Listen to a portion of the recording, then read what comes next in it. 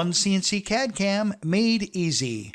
In this example, I'd like to demonstrate how you can apply a 3D planar finishing operation without using any boundaries at all. Let's take a look. We're going to start with the solid model, head over to the Command Manager, and select our model toolpaths.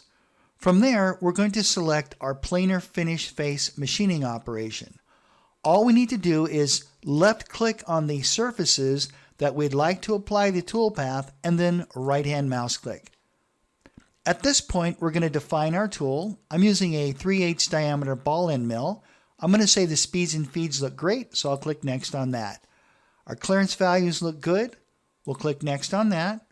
Our toolpath angle I'm going to set to 90 degrees. And for a step over amount, I'm going to use 20 thousandths.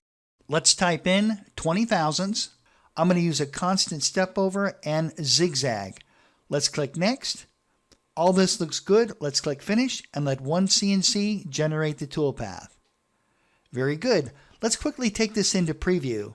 I'm going to right-hand mouse click the machining operation, select Preview Toolpath, and let OneCNC preview the toolpath. And now you can see the 3-axis machining operations been applied to the selected surfaces without any boundaries. OneCNC CAD CAM made easy. And don't forget to click the subscribe button.